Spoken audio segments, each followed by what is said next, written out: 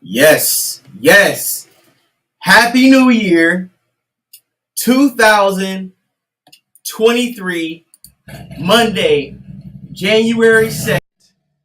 This is Perspectives and Facts Podcast, episode 45, titled The Soft Life of a Black Man.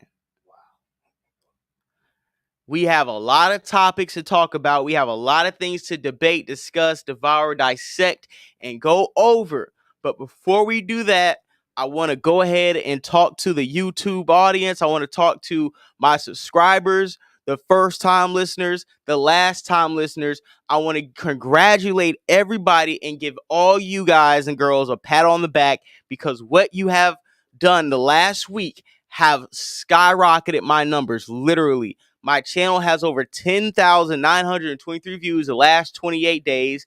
My views are 9.7 up more than usual. The watch time is 1.3K up more than usual. My subscribers is over 99.9% more than usual. 266 subscribers the last 28 days. I've literally gotten 3,176 views the last 48 hours. The subscriber count is up 2,327 subscribers. I put a call to action yesterday. We were sitting at 2,299. Obviously, that was answered on my Instagram at high_life93. People went ahead and subscribed and ran those numbers up. So salute the people on my Instagram who took the call to action, and salute to the people who actually went to the views. We are almost halfway to the monetization feature on on YouTube, to become a partner, to become a YouTube partner and eligible to earn money from my videos and get creator support from YouTube. So we're that close. My watch time has skyrocketed. The views have skyrocketed compared to last year. We had over 8,000 views just last month alone. And I want to give you guys a round of applause. We're going to get a sound button soon. We're going to be able to put in little gifts and sound stuff like that. But I just want to really give you guys a round of applause because driving up the numbers, the things, getting back into potting this last month. You know what I'm saying? Just trying to get back, taking a 6 month, 7 month break, and then being able to as strong as I came back. The last 3 weeks, going on 4 weeks, is not only a testament to my work ethic and consistency, but a testament to you guys' support and your consistency in viewing my stuff, commenting, liking. One of the just to break down some of the things that I want to give you guys a pat on the back for. One of the biggest videos that I had last week was the last episode that I actually did on Perspectives and Facts podcast that got the episode 44, Rest in Peace Sinful the P episode, just crossed over 1,500 views. So that's in that 1.5K right now currently and climbing. And that was the last episode we did the pod. So we literally doubled, almost tripled what our usual numbers are. So that's just a testament to what you guys have been able to do. And then also one of the videos that has, I won't say it's gone viral, but as far as my YouTube algorithm, that's kind of did the same thing. Whack 100 videos. The Akon explains why African are more talented and better than African American performers. That video has just now passed 3,000 views in 2 days. That clip that was 15 minutes long. So people say, long form content, long clips, don't put them out if you're not going to do it. This and that. We have shown the contrary, that video has been doing numbers. All my clips are pretty much hitting over the 1,000, not 1,000, but 100 views per clip mark. So that's why I'm going to keep dropping 2-3 a day and just feeding you guys, because you guys are responding with positive feedback. All my videos on the likes are doing over 90% a like retention. So just salute you guys. So let's talk about some of the topics we'll be getting into today. I'm disappointed. First of all, I'm not saddened, but I'm very disappointed that there's been this trend on TikTok called The Soft Life of a Black Man. We won't show a video right now. We're just going ahead and running through some of the things. But The Soft Life of a Black Man is a new trend on TikTok, and we're definitely going to break that down. Also, a article that was written by the Rolling Stone was called "Let's Leave Alpha Male Rap Fandom Behind." That's a very interesting article. I want to get into that. Also, Bootsy Badass wants more crackheads and less fentanyl users after the passing of Gangsta Boo. RP Gangsta Boo. Also, I want everybody to, prayers to her family thoughts and prayers to 3 6 Mafia in Memphis, Tennessee, for the people that Miss Gangsta Boo knew her personally. That was very unfortunate news to get first at New Year's. We also have women on vacation. One of them invited their boyfriend on the trip, and the other one wanted to pick a fight because her boyfriend came on a trip. We're gonna talk about that. Also, women on a podcast explained why she likes being a side piece to a married man. Also, I think what I want to talk about probably in the top 4 topics: Boston Ritchie Paperwork gets exposed. Being affiliated with the Snitch Network, we can't let any paperwork slide, especially when it comes to this hip hop thing that we got. We're gonna definitely talk about the Boston Ritchie Paperwork, especially being a Florida resident living in the state of Florida.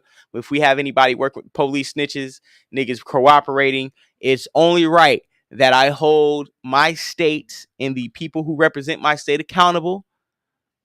And it's also right that I also hold black men accountable for these TikTok trends that they're trying to do.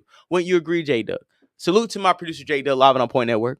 I haven't even seen the TikTok trends. I'm out of the loop on that. Oh, man. I kind of like that because this is going to be your first reaction, so I need you on the mic. But nothing will surprise me. This is great. This is why sometimes it's a double-edged sword, but I kind of like sending my topics to him the day of, so some things I want him to see first reaction. Secondly, salute to the people in the in here already. We got 9 watching. Go ahead and make the likes reflect the viewers in here. Did you do a rest in peace to Gangsta Boo? Yeah. I saw that. I didn't see that in the thing. Is it in the? Oh no, it's not one of the topics. Not one of the topics. Oh, then how you killed over Gangsta Boo? So fuck It's not that I said F Gangsta Boo. But we did a memorial show last show. Yeah, I'm not turning this to the RIP network. I'm sorry. We can spend a few minutes discussing Gangsta Boo because she's definitely appreciated. I'm Nicki Minaj fan, man. You a Barb? Off top. That's what's up though, man. Ken Doll. Hey, she's really can actually rap, so I don't see that as a slight at all. You know what I'm saying? She's one of my favorite rappers the last 10, 15 years. Oh, I did want to make I seen her live too. Who? Nicki Minaj. Oh, she shut the fucking shit down. Roll out on her. She shut it down. She did her thing when she came out. Listen, she really shut her shit down. But not to get too far about Nicki Minaj shit. And Gangsta Boo was the second Memphis artist that died from an overdose in the last 2 weeks. Damn. Her and Big Scar. They pushing that fent in Memphis heavy. Well, I guess that goes into your Boosie topic. I think that's why he said that. All right, so we're gonna start Boosie topic first. Let me go ahead and talk to a few people in the chat. Salute to Shakiria, my homie, part of the gang. I would really consider her. That's one of my business partners. One of my favorite collaborators on hella content. Me and her have made a lot of history together on the Clubhouse platform. We're going like 2-3 years strong. Salute to Shakiria. That's one of my closest friends. Salute to Mick Chilson in the building. Don Philly 215 in the building. Hey, I get a lot of love from Philly. One guy stopped me like 2 a.m. at a Buc-ee's in Daytona, and he was from Philly. And he was like, "You Florida boy?" I'm like, "Yeah." And we dapped up and we talked. Yeah, that was crazy, man. So salute to Don Philly. Dre D, what's up? I see you in the building. Salute you. Hey, Shakira said, "What a king." Barb gang. You already know Shakira. Hey, Shakira, I'm one of them niggas. If they rock with me, they good people. Mick Chilson again. Yo, if there's on RIP network, I guess we smoking on Pat. Hey, listen.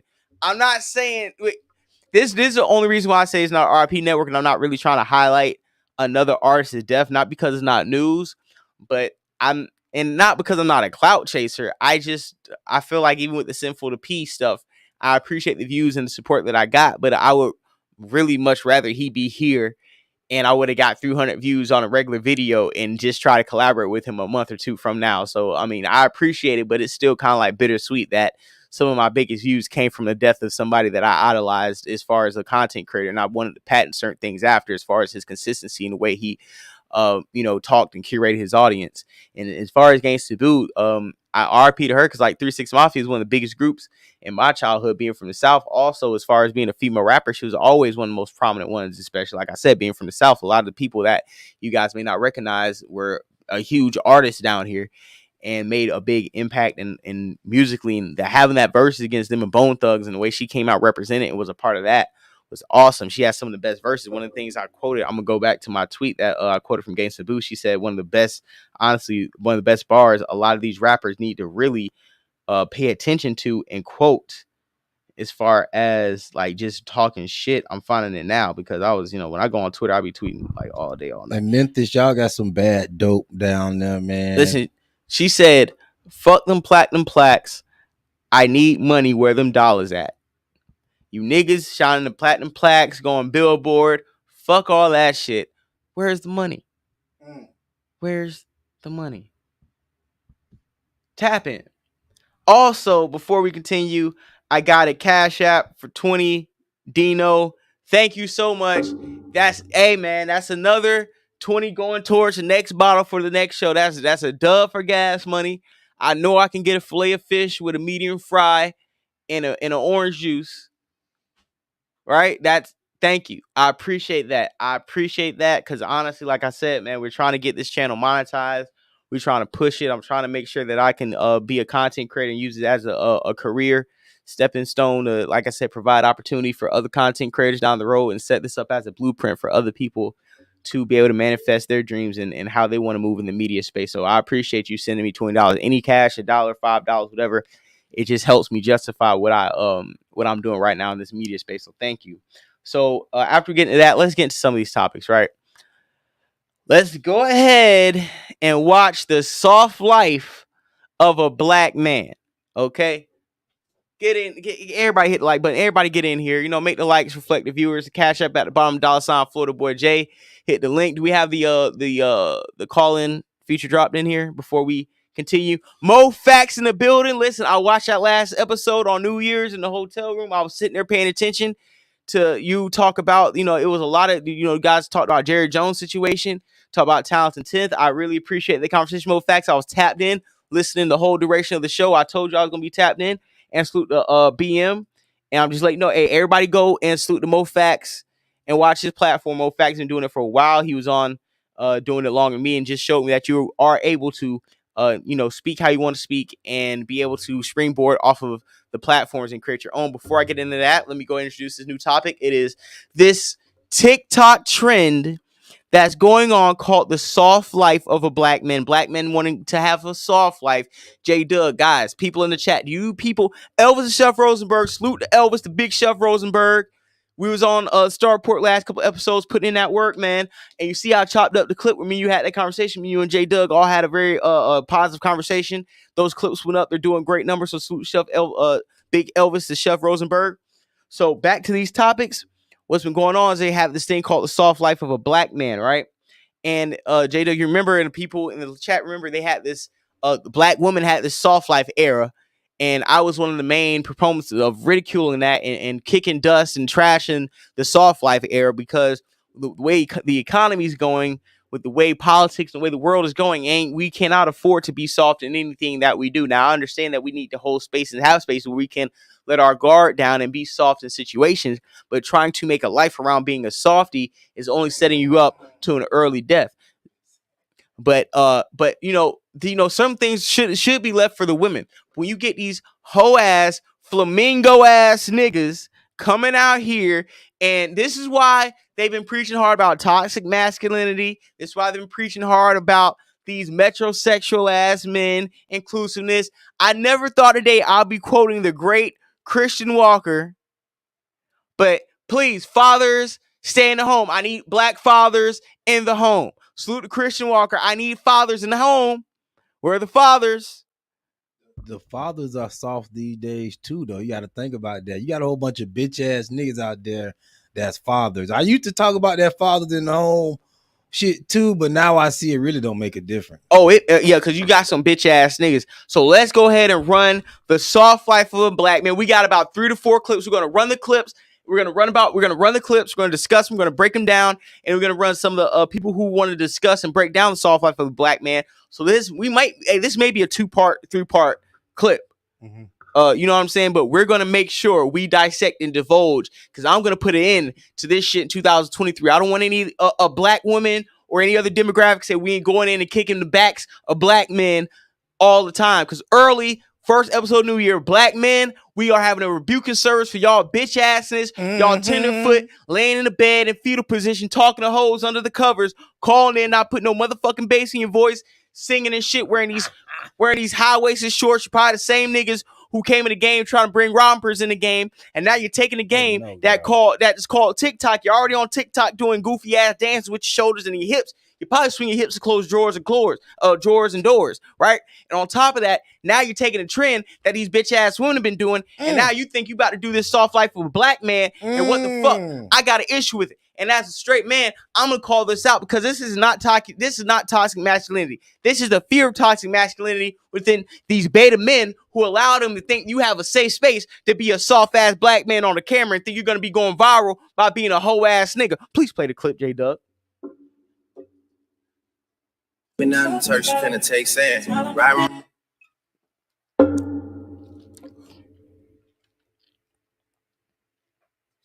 You got him sitting here playing with the dog, jumping around in Yeezy with the dog. Beta, cutting up fruit. Oh my God, black men eating granola. I will play that again for the people that missed. This is no, we're gonna play it again. This is soft life for a black man. He getting them some water, putting some flowers, making them some tea. The soft life of a black man. I have an apartment, a modern apartment. I pick up a book. I make tea. Like, my nigga, I do this shit at my crib. Yo, I be in my apartment, dude. I be in my crib doing the same thing. On the laptop, the only thing I don't play with is a dog. You think it is a soft life? Nigga, why you want to have a soft life? What was soft about answering emails, making some coffee, cutting up strawberries, you sweet flamingo ass nigga, and painting your bitch ass dog? Well, they want niggas to be out there busting a sweat. So they feel like if you not out here busting a sweat, you got a soft life. You know what? That is toxic masculinity. That's the standard. That is toxic masculinity. Salute the Street Geeks of America, my dog, the homie, the soft life, you bitch ass niggas, the soft life, like real shit. As a black man, there's nothing you need to be promoting online pertaining to soft beside your girlfriend or the bitch you piping dick to's ass. The only thing that needs to be soft is the leather in your car and the fur on your coat and the dead rabbit on your Kango hat. Outside of that, ain't nothing soft about you. You don't need to carry. Now, you don't need no tattoos. You don't need to carry around no gun. You don't need to be drinking hard whiskey. You can do your thing. But as a black man in a black community, no matter where you are in this diaspora, now this is a Pan-African conversation right here. No matter where you are in the diaspora, you do not need to be promoting softness unless you are involving your child, unless you are demonstrating a form of love to your spouse, to your woman. Now listen. Before we play this fruit by the foot clip, I want you to see how that last clip of how maybe we can assume a heterosexual / metrosexual black man, because you making soft black man TikToks. You're a metrosexual to me. You're not heterosexual. You're metrosexual. You go to bars and order cosmopolitans with the bendy straw with the got umbrella in it. You order cosmopolitans. So they trying to. You're a Cosmo nigga at the bar. So what they're doing is you're a virgin daiquiri ass nigga at the bar. Go ahead. They're bragging about having a soft life as a black man. That's what they're doing. They're bragging about it, right? I don't know what the fuck they do. That's what we talk about it tonight. We gotta see another video because I'm not sure what's going on. We gonna see that. Listen, the first video, it was kind of fruity with the fruit chopping, but why you chop soft life as a black man cutting up fruit? Yeah, you just eat the fruit, nigga. You ain't gotta be cutting my nigga, that's what I'm saying. What's wrong with your fucking? You gotta cut fruit up, you bitch ass nigga. And what you making oatmeal, nigga? I need some strawberries coming, nigga. What the fuck? What? The fact that you set up a camera, went to the side, and chopped up strawberries. Okay, let's read more facts comment before we play this next clip. But before we do that, the reason why I brought up this metrosexual cosmopolitan drinker, because the soft life is going to blur the lines, and you're going to align us with this fruit by the foot ass nigga. When you see what he got going on, and he's already about to co-sign the soft life of a black man. And before we do that, I'm going to read Mo Facts comment to allow some context around the topic. Salute Mofax says the term soft life originated in the Nigerian influencer community. Hello, my Nigerian. Listen, I got Nigerian friends. I love y'all to death, but I need some of my Nigerian friends to call in, the real ones, to please explain why you guys, some of you have allowed this type of rhetoric and dialogue and narratives into the community to permeate through the diaspora, and have some of these other niggas thinking a soft life is palatable to some of the black men, and we want to see niggas living a fucking soft life. Like, this ain't Black Boy Joy. Another thing I had a problem with Black Boy Joy, we're men. I don't want to see black boy, black girl magic. What about black woman magic, black man joy? But nigga, I don't need no campaign to tell me how to be happy. So I'm gonna read Mofax comments. The term soft life originated in the Nigerian influencer community as slang, living a life of comfort and low stress. That is a part of what makes soft life content so inspiring. So let's break that down really, really quick. Soft life, living a life of comfort and low stress. What the fuck? Why do we need to title that and make that some type of content genre as a soft life? Like, why are we trying to promote a lifestyle that's not conducive to the grind we need to be on to better ourselves as people in a diaspora? We don't need to be promoting anything but hustle and grind. I understand sometimes we need to have moments we can compartmentalize, and it's times we have to be soft. It's times we're more complex than just being one singular thing. What I'm trying to say is we don't need to be promoting bitch-ass lifestyles by women and then men trying to take them and adopt them and incorporate their hoe-ass lifestyle into some shit women created. Let the women have that, because even women doing that has been controversial to other women, let alone men trying to start the new year off with their ass in the air and with their ass in the air, sitting on one foot. You flamingo ass niggas. Let's please play this clip of this fruit by the foot ass nigga talking about a soft life. And salute to the 23 people in here. Please hit the like button, make the likes reflect the viewers. Cash up at the bottom. Let's run this clip, J Doug, live on Point Network. Life. From an early age, a black man is taught that he has to be hard, but I've always been a little soft. Don't get me wrong, I can always hold my own, but I have flexible. emotions. I love to be vulnerable and talk about my feelings. I enjoy giving heartfelt speeches and crying when someone makes me happy. I choose to laugh even when it feels like my world is crashing down, because one thing that cannot be defeated is joy. Life is hard, and being a black man in this country can be exhausting, which is why I choose to live life fully and unapologetically, celebrating small wins on the daily with people I love and trust, taking a few moments every day to enjoy the view, choosing to splurge, drinking the finest of wines, and spoiling myself for no good reason. I choose the fancy dinners on a Tuesday night. I choose beauty. I want the best, the happiest life with the best friends, houses, and cars. If I have to endure so much for things out of my control, everything that I can control will be the best. Black men, we deserve the best. So I'm a black man. So let me say some things I do agree with. I do agree with black men do deserve the best. I agree that black men do need to have spaces where they can be vulnerable, and they can probably, have spaces to cry in and to have breakdowns or just be vulnerable around people they trust. I do believe that every human deserves spaces where they can expose, exude, and exhibit certain softnesses about their personalities and things in their life, because being hard all day and being tough all day isn't healthy for anybody. So I do agree with that. But my issue is that you're trying to make this a personality trait, a lifestyle that doesn't need to permeate through the community. We just lost Kevin Samuels. We lost Sinful the P. And now you flamingo ass niggas are coming out here talking about a soft life. I thought we were supposed to be select men, right? I thought we were supposed to be alpha men, right? I subscribe to the red pill rhetoric. I think we should be men attacking. Where are the coal mines? Where are the railroads? Where are the construction jobs? Where are the hard hats? That's white people. Black people. You know what? Well, we need to hire more niggas doing hard labor. And you talk to somebody who gets their fingernails done and make sure that my cuticles are right. But I don't sit here and post that and promote that as a soft life era. I do that in my own privacy and for the enjoyment and health of myself and for the betterment of the women that I deal with. Anything outside of that, do what you got to do. But I'm not about to promote that as some type of soft life. Nigga, take care of your nails. So you do agree with it, though? I agree that you should have elements where you can be softer around people and places that being hardened doesn't require. But I don't agree that should be some type of lifestyle, personality, or some type of a viral trend that niggas need to start doing.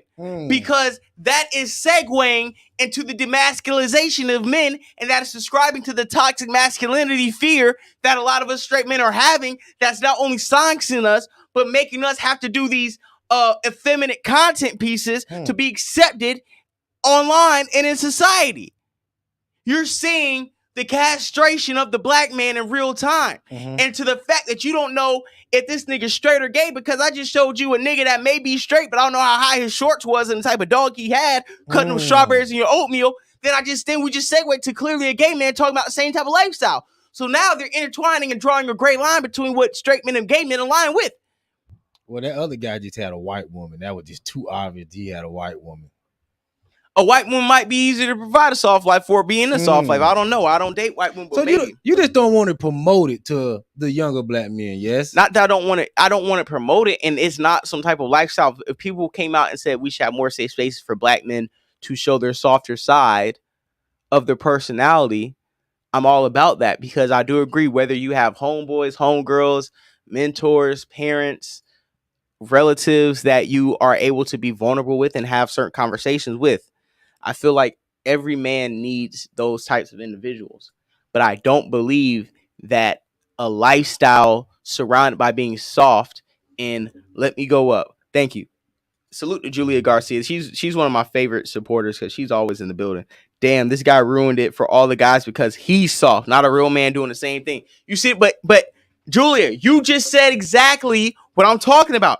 You got one nigga who's making oatmeal coffee and answering emails and petting his dog, that I do the same shit besides pet a dog, and he's saying that's soft life. Then you got a Boosie boy running around here, Z-snapping, talking about why, black men deserve softer things in life and the life we deserve. And it's funny that I can agree with the gay guy more than I can do with the first guy. But what I'm trying to say is that they're blending the lines of masculinity, and they're not exuding. And I'm not saying black men should have a stereotype of toughness, but we should have an image of toughness that shouldn't be overwritten or try to be defined by other people or redefined because of the fear of toxic masculinity. You're right about that, because China got them Boosie boys up out of there. They say, yo, we not promoting no more Boosie boys in this country. You're going to have to toughen up because we need more warriors.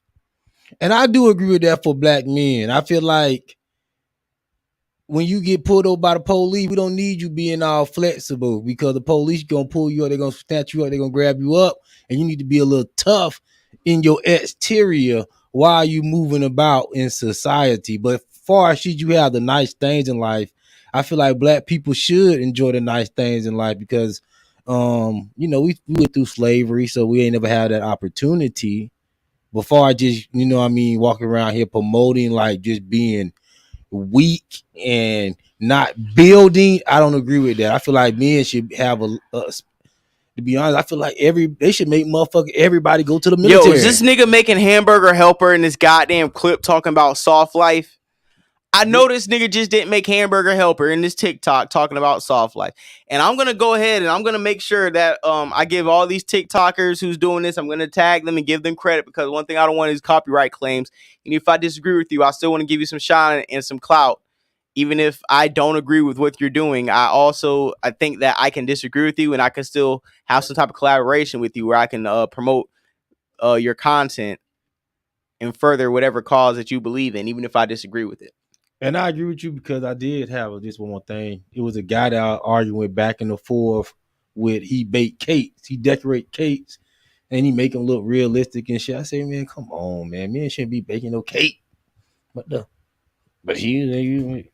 Hey, man, men, I mean, they want the Mexicans to do the hard work. Let me see this. Let's zoom in on this real quick so we can go to some more black men being Boosie boys clips or whatever the fuck we're calling this tonight. Dinner with a soft black man. Nigga, you dating white girls or something? What do you mean? My nigga, what are we doing? That nigga put spinach in there. You That know nigga that's threw not ketchup in that motherfucker. That's not for no black woman. Black woman gonna be farting all night. Eat that. On my kids, dog. Listen, I'm gonna keep it a buck. Somebody who avidly dates. I can't tell a girl I'm a soft black man. I'm gonna provide soft black man activities for the night. They're gonna be like, nigga, what? Yeah, black. We know most women want to get their shit beat in. Yo, a black woman does not want anything soft about a black man, dog. I'm gonna keep it 1,000 besides his bed sheets. I'm gonna keep it 1,000 with you. Nah, And I'm gonna keep it a buck. that. I'm gonna keep it a buck. Ain't no women want you if you got anything soft about you. The only thing you need to be soft in with any type of woman is soft with her personality. You have to be soft with her personality because she already thinks she's a fucking nutcase and nobody wants to deal with her. So even if she proves that right, so you have to be soft with any woman's personality while you're in the presence of them, unless they are acting out of pocket. Right? I mean, everybody has their pushing limits, but unless you're being soft with her and her personality and have soft sheets to lay her down on, there's nothing soft about you, and there's nothing soft you need to be promoting besides the handling of her while she's in your care. You bitch ass niggas. Oh yeah, a black man has one or the other. You right, one or the other. But I'd rather be You gotta be both. You gotta be both at certain times, but you don't need to be promoting Black women. bitch ass. You don't need to be promoting being a soft nigga. So let's run the next clip because I know we got like maybe like one or two more in this situation. One of them is explaining his interpretation of being a bitch ass flamingo boy.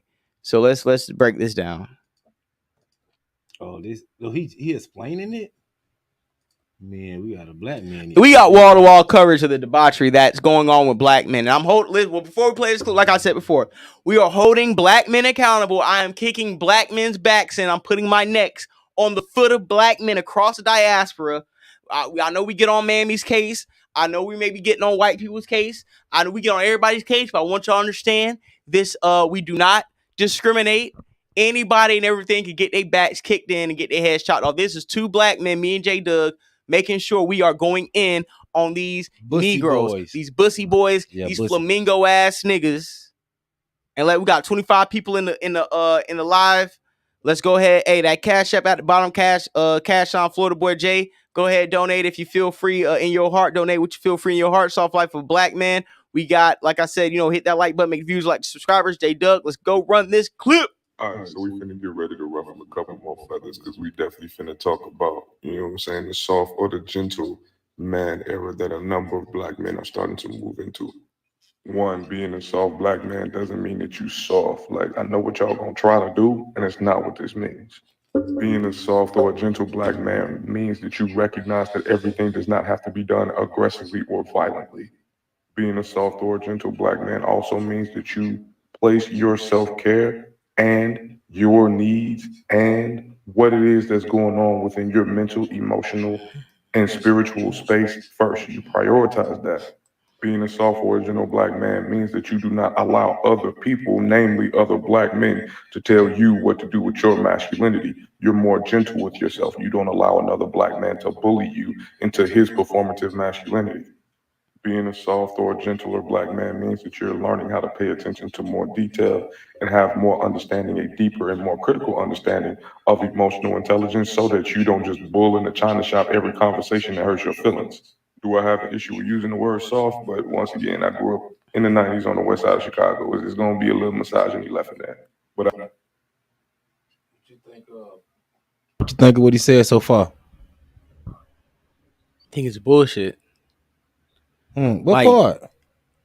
Like I think I agree with kind of what he's saying, but what I have an issue with is the fact that you're trying to explain what this is and trying to make it you're trying to normalize it and you're trying to advocate for it without being 10 toes down for it. You want to be a part of the Bussy Boy community and push soft life era for black men because you've been so hard in Chicago, you're deprived of love. So now that you see is a whole bunch of hoe ass niggas hugging each other, you want to jump out and hug niggas too. But being somebody who has an equal balance of both, I'm trying to tell you this is not healthy. This is not something you need to be pushing. And even if, like I told you before, I agreed with some of the things that the last guy said, who may be a homosexual, right? Doesn't mean I agree with that. It's something that you need to push. I don't think you need to be pushing soft life shit. You don't. Not in this era. It's all propaganda. Or has some truth. That's how Mo, that's why I rock with you, Mo, because you can always Mo Facts. The reason why you need to subscribe to Mo Facts and go to his channel, because Mo Facts can always see the fine hairs on a frog. Mo Facts can always cock his head to the side, wink his eye, blink twice, and hop on one foot and see the bullshit. See through the fog. That's how it happens. Ply is a leader of the soft life movement. Listen. You agree with that? I don't think Ply is. Well, he started off as a super goon. Listen, Ply. I'm not saying he's a fraud, but Ply is definitely perpetrated a character that he did not represent in real life. So with me just wrapping that up with the soft life salute, 32 people in the live. I don't agree with that. I feel like it's bullshit. I don't like it at all, and I don't agree with anybody trying to push it. Like I said before, I do agree that black men should have spaces where they can be vulnerable and have certain conversations. They don't need to be hard all the time. I do agree with that. I do think that nobody, regardless of what demographic or sex, should be walking around here hardened the whole time. But I don't want to see or agree with black men being soft or asking for a soft life, because as a black man anywhere in the world, you're hunted, you are prey to the dominant society, and you don't need to be exhibiting any type of soft behavior or letting anybody know that you have an element of softness to you that needs to be promoted as some type of grace or some type of handicap or some type of thought process anybody needs to go through before they approach you, because all I see you're trying to do is humanize yourself to the dominant society in hopes that when they pull you over again, they remind themselves that you chop up onions and carrots and tomatoes with your strawberries while you're sitting in your thong and slides, hoping that your dog licks your butt, trying to live a soft life. They want a Boosie boy card. Exactly. And a lot of you straight men should not be trying to hide in the Boosie boy barn. Step out and be men. Die as men. Go to that coal mine and catch that cancer 3 years earlier because you tried to be a man and provide for your family. Go get hit by the railroad, by the train on the railroad tracks because you're laying that shit on the railroad. Go ahead and get electrocuted as an electrician because you're trying to provide. Go get that HVAC. Go ahead and drive off a cliff because you got your CDL and you was taking trucks, and die like James off of Good Times because you were driving trucks down south to provide for your family in poverty in Chicago. I need more black men to understand that we need to be men, and there's not a lot of us left, and the ones that are left, seems like some of us are passing away. Like I said, Kevin Samuels, Sinful to P, Nipsey Hussle, Tupac, a lot of the black men, Dr. Khalid Muhammad. There's a lot of positive masculine black men in society and in life that are trying to push masculinity back on the culture, and it's getting pushed back because you have this thing that we discussed last show called toxic masculinity that was created by two homosexual white men that has been pushed as propaganda. We discussed that last episode, and how now we are trying to actively fight against that. That's what I'm actively trying to fight against, is the feminization of black men, and this whole the soft life of a black man is feminizing us and trying to make us trend as soft ass niggas. Where's the soft life of an Asian man? Where's the soft life of a white man? Where's the soft life of a Puerto Rican man? Where's the soft life of an Italian man? Where's the soft life of a Turkey man? You think a nigga, you think a Palestinian in Israel is living a soft life? You think a Ukrainian fighting Russia is living a soft life? No. You think a nigga in the Congo who has to make sure his little brother doesn't get his fucking arm chopped off in them diamond mines is talking about living a soft life? You think niggas in Haiti that got to worry about mudslides taking off their whole goddamn house is worried about a soft life? Nope. You think a nigga in Atlanta with a Draco with 30 pills of perks and a pound of weed driving in his goddamn stolen car is worried about a soft life? So why the fuck you got these Boosie boys online in their goddamn apartments or at these little fucking fruity ass parties talking about a soft life, and that's something we need to be promoting and celebrating as black men across the diaspora? It's dangerous, it's toxic, and it's poisonous for any of you niggas to be pushing anything outside of masculinity to black men. Cathedral. Church.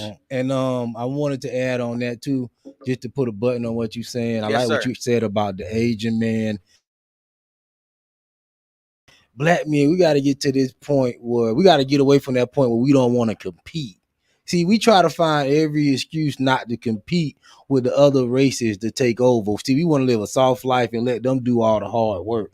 No, it's still time for us to build our community because we the lowest on the goddamn totem pole. So we can't afford to have no soft life. If any race can't have a soft life, it's us. Let's just keep it a buck. And you got these hoe ass niggas. Listen, what's that one Beyonce song that sounds like happy? What's it called? I forgot. It's when she like, we gonna fuck up tonight, and spaceships fly, all that shit. Okay, listen, it's like one thing I hate the most is seeing niggas dance to that song. Like black men, like when the election happened, when the midterms happened, it was a whole bunch of Boosie boys dancing and popping and twerking to that shit, and I'm like, bro, this is exactly why I can't stand a lot of you flamingo niggas, man. You flamingo ass niggas who want to be in the camera so bad and dance and pop and shake. It gets on my nerves. And listen, Killer Perez, you need to stop. You need to stop, okay? Because I'll bust out a note or two, but this ain't the R&B podcast. I'll start that on the late night. But yeah, man. So I think we discussed the life of a black man and the soft life of a black man long enough. What do you think? Yeah, man. I just wanted to, because one, like I said before, man, it's something that really pissed me off. What's the next topic? Because what's that say? You want to talk? Okay. Okay. Unless you want to go to leave Alpha Male. I think that could go to the top. Leave Alpha Male right now. Yeah. Would you? Yeah. The alpha male topic, right? Yeah. Okay, so with the whole soft life of a black man topic, you know, the dominant society always has to piggyback and alley-oop certain narratives that's being pushed. So the Rolling Stone tapped their favorite Democratic shill, aka black man that they hired for affirmative action purposes, to write an article defaming not only black men but toxic masculinity, as they like to call it, or alpha male fandom behind too many rap albums in 2022 pandered to the worst of the internet's misogynist trolls. How about men who love women talk, walk, and speak a certain type of way, and you should not outlaw straight men in safe spaces for us to talk as men? I'm going to read this article for you guys. It was written by, let me find the author, by Andre G. You can go ahead and find Andre G on Twitter. Add him and let him know we have spoken about him. I'll probably throw him in the description so he can get some shine too. Rolling Stone article. I'm gonna read it off. Matter of fact, before I do, let me get a swig of water so I don't stutter. Salute the Star Summer Reading Program. I took my reading skills from a 3rd grade level to a 9th grade level in Star's Reading Summer Program. Hip-hop has something for everyone. That's the beauty of the genre. But in some instances, it reflects ugly realities. Future, I Never Liked You, and Drake and 21 Savage, Her Loss, are two 2022 rap albums that lean on misogynistic tropes in their marketing and lyrical content to great success. Future leaned into being the toxic king on his project, amplifying the late controversial relationship expert Kevin Samuels and lacing the album with glimpses of chauvinistic tyranny. Chauvinistic tyranny, the word salads these liberals use. Similarly, Her Loss was defined by Drake's hyper-masculine posturing. Do you hear the volleying jabs at Meg Thee Stallion and offering coded bars that plenty of fans believe were aimed at rising Bronx rapper Ice Spice? Critics of Future and Drake's call for them to evolve beyond their sound past sexism, but their fan base revel in it. You goddamn right we do. That's all we got left. Future, Drake, the top 1 and 2 in hip-hop, need to push toxic masculinity, sliding on hoes, wearing expensive clothes, buying out the bar, riding in fancy cars, sliding niggas' girls, popping off, showing across the world. It's what we need to be pushing to men outside of being soft-ass flamingo boys. The dynamic is nothing new, claims the writer. From early on, the rap music has reflected misogyny in a way that's also depicted in every other popular medium. In their book, We're Real Cool, Black Men and Masculinity, feminist scholar, let me say that again. In their book, We Real Cool, Black Men and Masculinity, is a book that the Famed fat bitch feminist scholar Bell Hooks wrote, and that the media teaches young black men that the patriarchal man is a predator, that the only strong and violent survive, and women have long been a target of the predication, with lyrics dehumanizing them as mere sexual conquests and slurs so wry that they can feel a sonic inherent as it snares and kicks. Social media fandom gives exposure to the ways in which men upheld violence against women in the 90s. Listeners recognize rap's toxicity, but they can enjoy songs like Bitches Ain't Shit But Hoes and Tricks without being otherwise infunded by the men who actually felt that way by the case in 2022. With timelessness are full of men celebrating Future's misogyny while offering unsolicited opinions on gender and amplifying the misogynistic rhetoric of so-called manosphere bloggers like Andrew Tate and Kevin Samuels. Well, God damn it, that's why I'm here. Before we finish this article, I'm telling you right now, that's why I'm potting. That's why me and J Doug got a platform. That's why I'm talking to you niggas. Because the war on straight heterosexual men and the way we think is waged upon us every day. And I will be damned if I sit in silence and not create a platform and prosper off us having safe spaces to amplify our voices and let people be known that we will not be extinct or took off this earth based on the feminization of men in general. This passes race, gender, equality, racism, all that. They're taking away men's right to speak, black and white. They're showing you that they will take away a black man and a white man and anybody else who wants to step up and speak on behalf of straight men. Now, let me continue in this article. In February, Future linked with controversial internet personality Kevin Samuels, RP, to promote his album I Never Liked You. Samuels, who died in May of hypertension, achieved viral fame by degrading videos such as Model Woman or Average is Best and Women Love Men when Men Cheat. He rated women's worthiness of marriage based on their finances, job status, and patriarchal body standards, often demeaning them as low value. So naturally, he played in the Future therapist in his album promotional video. In September, BuzzFeed published a piece about people brainwashed by alpha male bloggers. It's worth wondering who they listen to.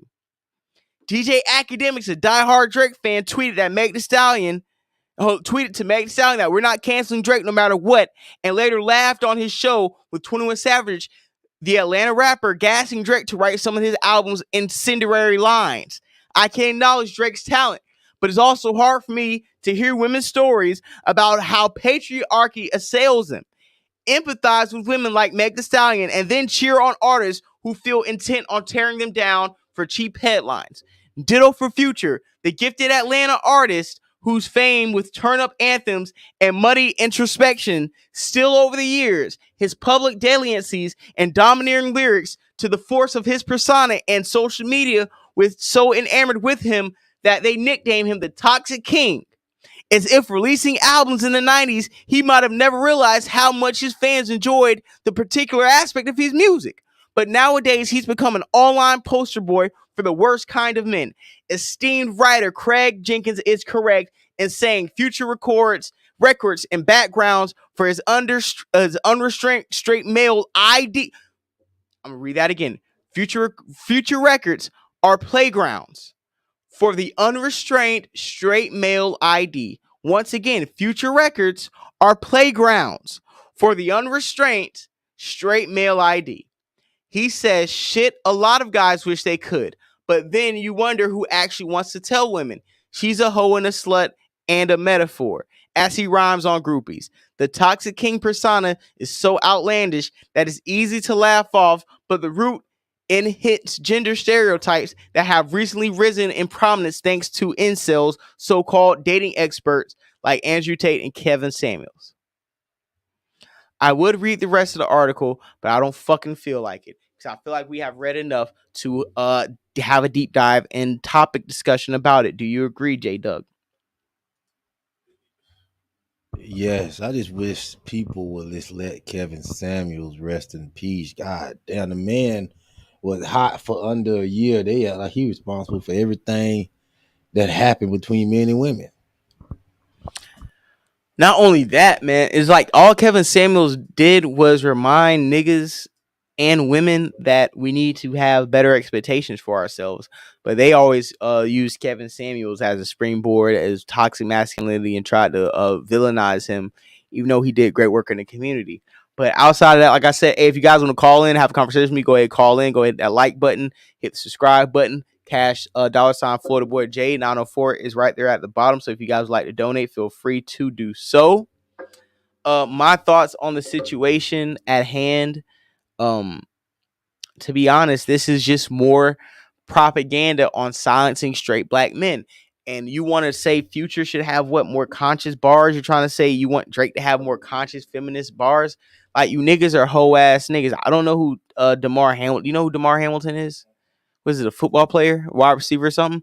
Listen, what I'm saying is this is hoe ass nigga rhetoric. This is a war on black men, and this is a war on heterosexual men speaking on the pleasure of their life. If he's speaking on that, how come he didn't write an article about Meg Thee Stallion and how she degrades men as pure pay pigs to her agenda? How come he didn't talk about the City Girls, write an article about them? Yeah, how they promoting women being basically like work. It's all prostitutes. Right. Why didn't we get an article about Sweetie and all her prostitute pushing and lifestyle lyrics that she promotes? Why are we always attacking men, black men, straight men, heterosexual men on how they view the world and how they view women? I don't appreciate at the fact they keep trying to demonize and profit off of bullshit as if they're going to get a bag by pandering. But that's how a lot of these black men in white power structures in publications get rich and get a bag. They can talk shit about men and about black men, and their job is able to retain them because they know anytime they need to have a lyric or have a narrative to push that is correctly, I'm not correctly, but directly contradictory to our best well-being, they can't bring a white journalist to say these things for white publications. They grab the black man to write these articles and to push this bullshit, right? Because they need a black face to push the bullshit. So we can point at this stupid ass journalist who was hired by, what was the Wall Street Journal, or what was this? Yeah, I think it is. Rolling Stone, who was hired by Rolling Stone to write this bitch ass article. And he may be a bussy boy. We don't He's know. official a bussy boy. There's no way Rolling Stone. I'm calling you a bussy boy, not because of your sexual preference, but because of the fact that you wrote this dumbass article about misogyny about the two biggest rappers and that who have huge women fan bases only proves that you a hoe ass nigga. Yeah, it's a lot of other stuff to complain about, but I don't even look at Drake as misogynistic either. Yo, Drake panders to women, my nigga. Like, stop it, bro. You're gonna get more pandering. Stop it. When Drake does these quote unquote misogynist lyrics, he's really just trying to balance out his audience, my nigga. And that's the least we can ask him to do. As much bullshit that he does when he panders to women. Please hit the like button if you can. Future only doing what he can do. Like, y'all don't know. And I'm tired of this, FBJ. Like, stop trying to tell men what to do, and y'all don't want to tell these women nothing. Y'all don't tell these women not to fuck Future. Y'all don't say why y'all keep fucking them. They don't give a damn. These women don't care. So why Future got to change? I mean, what you want Future to do? They want to literally take all the men away from society. They want to take every straight man who has independent thoughts away from society because they don't like the fact that we still exist. They want all of us to be bussy boys and submit to the alphabet community and feminist women. And if we don't, they're going to fight us tooth and nail until we do so, to the point where I see it as such a problem and an issue that one of the reasons why I'm going to stay consistent and have the platform that I have is because I don't appreciate the fact they're trying to literally wipe us off the face of the earth as just straight masculine men. Yeah, but it's like, with what they got going on in the world right now, we're not working on the railroads. A lot of things is in tech. A lot of things is in corporate America. So they don't need masculine men no more in society, because look at TJ Holmes. See, they tired of people coming in there like TJ Holmes fucking everything. See, they don't want that in the office no more. So that's why really hard to get a job as a straight man. I tell everybody, That's you why I want a went job, better go in there acting gay. Yeah, that's why I went so hard on TJ Holmes. So I'm like, bro, as a straight black man, you pretty much set us back. Yeah, you proved everybody right by thinking with your dick, you stupid ass nigga brushing your hair backwards with that white one in Miami. Somebody said, "Hey man, listen, they should have laid that nigga down in Miami over the holidays." So TJ, thank you. Control variables, goofy ass niggas. So let's move on to this topic. Like we said again, before we do, like I said before, hit the like button, share and subscribe. Send this to your mom, your grandma, your brother, your baby mom, your girlfriend. Make sure we run up the subscribers. Cash up at the bottom, $ Florida Boy J. Make sure the likes reflect the viewers. And we do have Little Bootsy salute and RIP to Gangsta Boo. She passed away on her porch over the New Year's weekend. Some people are saying it was an apparent drug overdose, maybe a fentanyl. So maybe she was accidentally poisoned. And we have Little Bootsy, who's advocating for more people to start smoking crack and become crackheads because fentanyl and cocaine is too dangerous. So remove the pride away from your heart and stop being too uppity and start smoking this crack like it's 1986. Because crackheads live long, they're prosperous, they jump, skip, hop around, they still eat. And when's the last time you seen a crackhead overdose? So we are having Little Bootsy Badass promoting more crack usage in the community. Hey, check this out. Too many people dying in 2022 fucking with fentanyl. If you're gonna be an egg, you might need to go back to crack. Crackheads live longer than anybody. You still see them around. That fentanyl shit is way strong. If you can't shake it, go back to crack. You're gonna be funnier. You're gonna live longer. Food for thought. You know what that sound like to me? What's up? That sound like an old nigga who got an old stock of drugs that's trying to get rid of them. Man, y'all might as well smoke some crack, nigga. Yeah, why are you promoting crack right now? I don't like Bootsy. Read the room. I don't think the promotion of crack needs to be at the forefront. It's crack and fentanyl. Any fentanyl and crack? If there's fentanyl and cocaine and people are buying cocaine to make crack, like, but that didn't make sense then.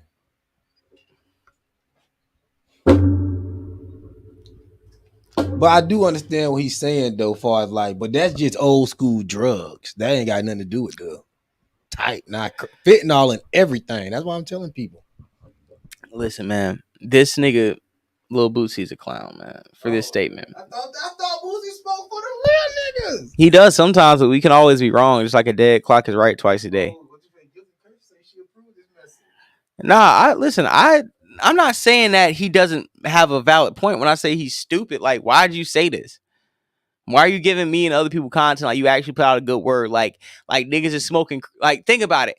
It's niggas who's putting their life on the line every day, who's snorting coke, right? And hiding their little habit, right? And Boosie say, you know what? Nah, go to something stronger. Instead of doing coke on the weekends, just start smoking crack, which is probably going to turn to something daily. You're advocating for people. And I understand that you are, bro, chart. Okay, so obviously there's a Bills player who got knocked out and that's been on the ground for 10 minutes. CPR, no response. Is there like a dead NFL player or something going on right now? Like, who's got laid out? Like, I'm not trying to change the stream or nothing, but let's try to figure it out because I got two messages right now. And usually I'm gonna chill out and I'm saying I stick to the topics. But I got two messages. CPR for 9. Let's see if we can pull this up real quick. But what I'm saying with the Little Bootsy shit, okay, I'm trying to look for the hit right now.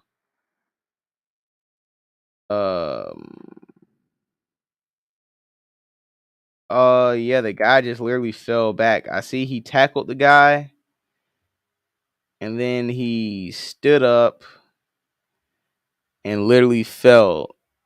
I'm going to send you the link really quick because it does kind of look a little crazy. But before we do that, like Lil Boosie, bro, like you're sitting here promoting drug use and making people jump on the crack pipe. And I don't really think that it should be something that you should be promoting. especially in the black community, knowing that most of your demographic is black. I feel like it's stupid as hell. And you really need to relax, man, on some real stuff. Let's just get back to smoking weed. That's simple enough. Let me know when you get that, and we'll watch it. They said he's the player DeMar Hamilton has been on the ground for 9 minutes. He took a shoulder to the heart. Oh damn! They've been doing CPR for 9 minutes. Oh man, that money ain't worth it. On Monday Night Football. Oh man, I'm going to the latest. 9 minutes CPR. Like, what is going on? Let me see if we can pull some coverage up on that. Because right now, I just went. Hold on. 55:03 was on his back, and it went from wondering what was going on. You guys can hear this, right? Let me know if you can hear this audio. Wondering about head injury to them frantically administering CPR to this 24-year-old safety. Man. And this is a Bills team.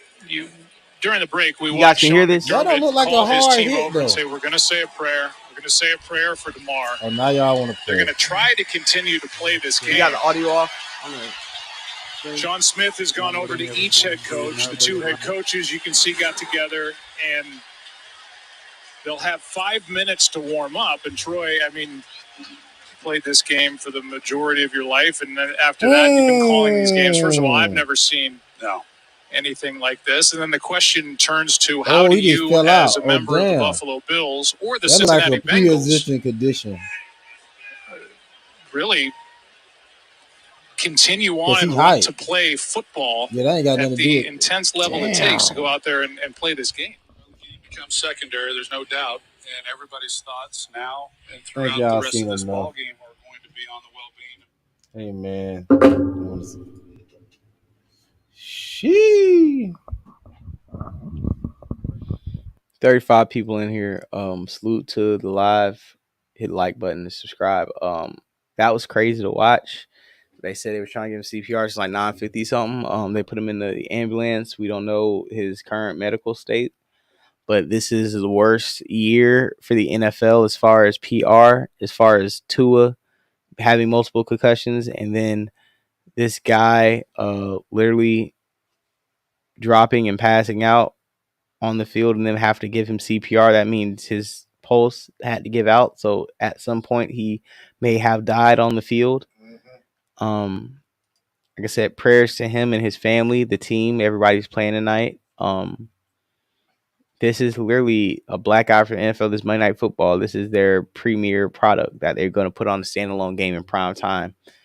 And for people to actually be viewing this and see this happen in real time is the worst scenario for the NFL. Yeah, that was hard to look at. But it looked like he had something preconditioned. I'm like, that didn't look like an over the top hit. That didn't look like no crazy style hit. That didn't look like, because he got up, he did a celebration, then he just was out of it. So he got some type of pre-existing condition. But I don't see how, because they check the fuck out you. Maybe he get, but honestly, maybe he just like I don't know, man. Like that looks like it, I can see what you're saying with the precondition, but I can also see that can be like, just like, hey man, you could have like really fucked some shit up, man. They don't make niggas like they used to, and that's another thing too. We got to soften stuff up because bodies. Listen, I know what they mandated people to take a year or two ago, so niggas take steroids again too. All I'm gonna say is that. All I'm gonna say, hey, real quick, Rolling Stone is the same stupid ass article at the top. Their greatest singers of all time list, and then they put Michael Jackson at 86. So, like I said before, when was it Rolling Stone then, or was it New York Times who had the Kendrick Lamar's greatest rapper of our generation? We shouldn't be going to the Dominant Society's publications to tell us who we think are the best of anything. Especially not them old school ass sources. When we got people like academics, Say Cheese, people that's really in the trenches that really represent the culture, man. We don't need to be going to these white people. Yo, do they really? I know they're lying. Somebody said they put Countess Vaughn at 29. For what? Top singers of all time. There's gotta be some fucking Twitter bullshit. Oh yeah, Countess Vaughn ain't top nothing. Yeah, all I'm saying is that with the injury at this NFL game, that kind of did take this show a little bit off the rails, but I think it was deserved because it just happened. And the best part about going live sometimes is breaking news in real time. So yeah, we probably sacrificed a little bit of the structure to the show to discuss that NFL player's injury, and that is fucking nuts and is weird. So prayers out to him. But yeah, they gave him CPR on the field, man. That was crazy. Scary situation. Prayers out to handling his family, man. That's crazy. I never seen that before. Somebody collapsed right after a tackle, and just the NFL kind of, having a fucking terrible look on their face. So to move on to the next few topics, you want to get to this? The girl and her boyfriend. You want to get into that? Yeah. So we have a situation. It's a women's trip, and we can play the audio. Yeah, it's a women's trip, and I guess one of the women invited their boyfriends, husbands, or some type of nigga there, and we have the situation we have at hand. So let's go ahead and start this off.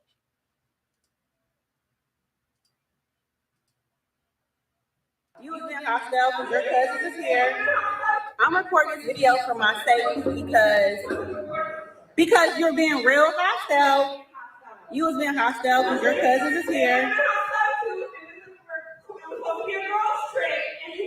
It is a girls' trip, and she keeps saying I brought my man came to see me the last night at our Airbnb. What you mean you don't like him? But for you, they were here. They came. That's the problem. But she keeps saying she's not hostile. But you're hostile. Why can't my nigga be here on my last night? He's not bothering you. And this is what I mean by hostile.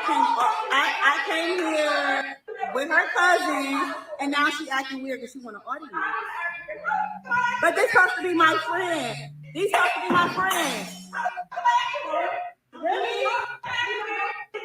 Now she want to fight. Now she want to fight.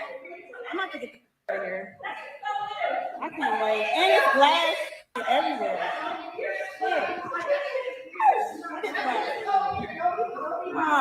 This shit weird. And that's what she wanted was an audience. And I only went live, honestly, because I just don't feel safe. She got her cousins here. First off, with your cousins, but you want to act weird. You knew my dude was going to be down here. So, of course, he was going to come. Mind you, we got our own rooms. You see what I'm saying? Why can't my man come to the Airbnb that I'm paying for? That's what I'm not understanding. And I just don't feel safe. I can't leave until tomorrow. And matter of fact, I'm about to call him to come pick me up because this shit weird. I just want to go live right now. Hey, the mulatto mammies is the worst, bro. Who is mulatto in here? That lady who she was arguing with. Oh man, not a biracial mammy. Right there, you ain't see her? Her right there? Oh my god. She not biracial? She mulatto, racially ambiguous, big, red, and hating. Racially ambiguous is crazy, dog. Listen, man. And she don't, and she ain't got no man. What the hell, man? This shit crazy. And this black lady lucky. Because you lucky they ain't pull a Shanquilla on you, girl. I'm gonna be honest, right? I'm gonna be honest. To be fair, I would be very disappointed and annoyed with a homeboy who, how can I say this? Who invited his girlfriend on the guy's trip. But you wouldn't be annoyed if he brought a bitch that he met on the trip back to the Airbnb to smash out. Nah, but this was. But her your boyfriend. girl, yeah, I feel what you saying, but you're not gonna act like that about it. You're gonna be like, yo, you not coming back next time. This nigga simped out. I feel you. You don't got your girl. If your girl got to pull up out of town, that is kind of. That's not cool, but it's nothing to take personal, I would say. I think she took that shit personal. Yeah, but I mean, just to be honest, dog, if we plan a guys trip, like, don't invite your bitch, dog. Like, what are we doing? But what if this though? You gotta think about this. What if a nigga just got caught cheating and he's still trying to keep his Then bitch? don't come on the guys trip. He wanna go too, Then but he's don't like, come. yo, Then mom. don't come. Okay, Then don't okay, come. okay, Then okay, don't okay, come. okay. Like, if we have a couple trip, that's cool. If we just having a trip and you want to bring your girl, that's cool. But we're not about to have like a guys or girls trip and you fly to your significant other if that wasn't previously agreed upon.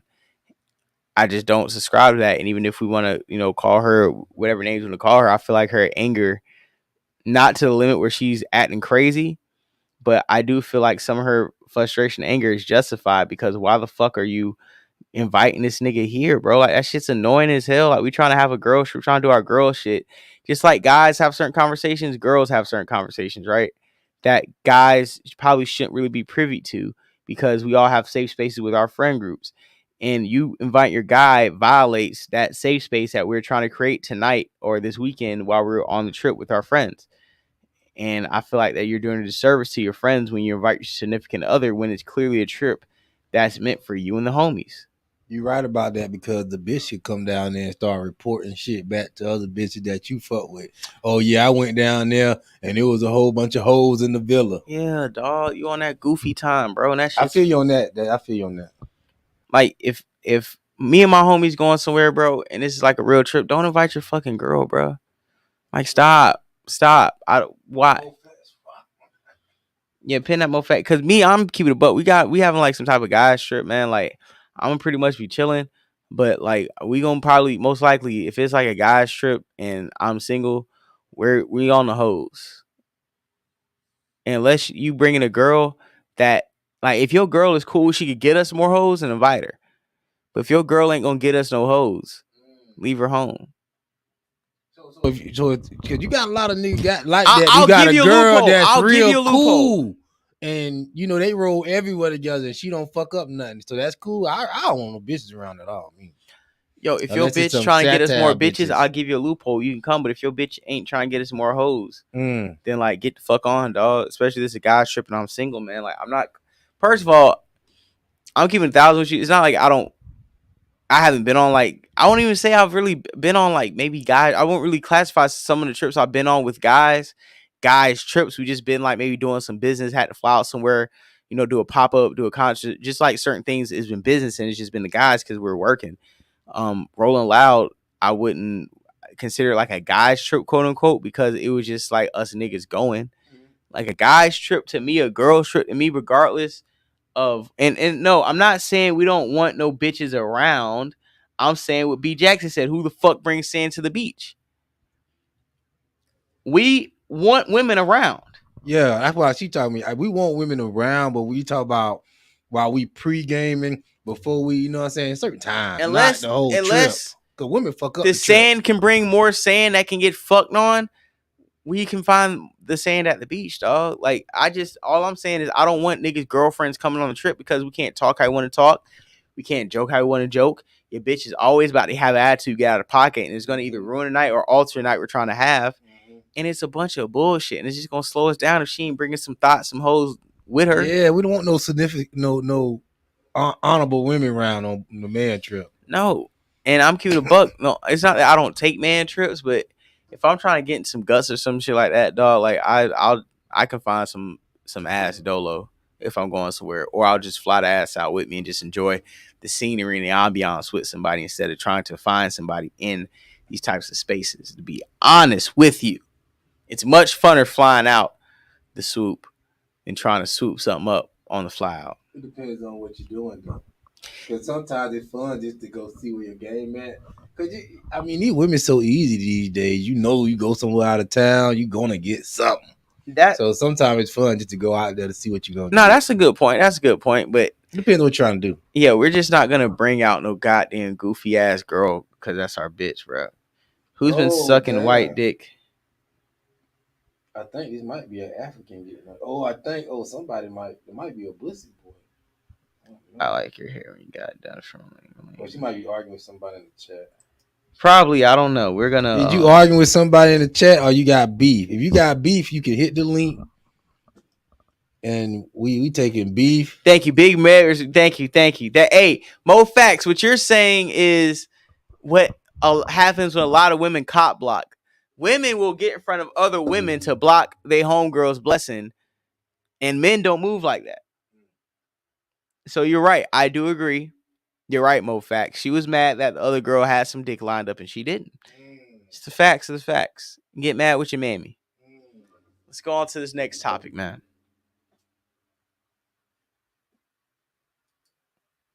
Oh, Mammy.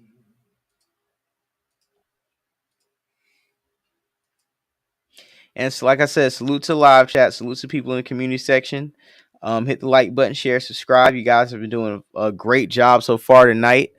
Go ahead and share this on all social media platforms. That like button's doing very healthy. Like I said, the Cash App, $ Florida Boy J904. Go ahead and contribute because when I do leave here, I do plan on getting maybe a fillet of fish or 2 hard shell tacos and a Fiesta potato. So if you guys want to make sure that I have a good, decent meal before I go home and this alcohol doesn't get me too drunk, go ahead, support, hit that goddamn Cash App, and we're going to be trying to get monetized by the end of the month in the partnership program on YouTube. Let's go ahead and do this. No, he does what the fuck I want him to do. He's not toxic to me. Is he toxic to his wife and his kid? Absolutely, because he's not. Why are you dealing with a nigga like that, son? Shay! It's the fuck is you talking about? How is that not your business, bro? Shay. That's not my business. Bro, that sounds like you're not taking accountability. That's not my business. So if he wants to cheat on his wife, why is that my business? So what you niggas done cheated on me, and bitches didn't feel like that was their business. Man. Why do I care if this man want to cheat on his wife? Man. Why, Eli? Why, Eli? So what you be? Hold on. Why, Eli? Why should I care if this man want to cheat on his wife? Is he toxic to me? No. He does what the fuck.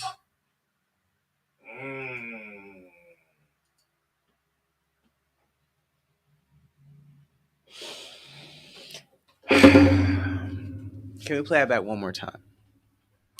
One more time. Because I really want you men and women to digest what she's saying, how she's relaying her message. And when women ask men why do they cheat, sometimes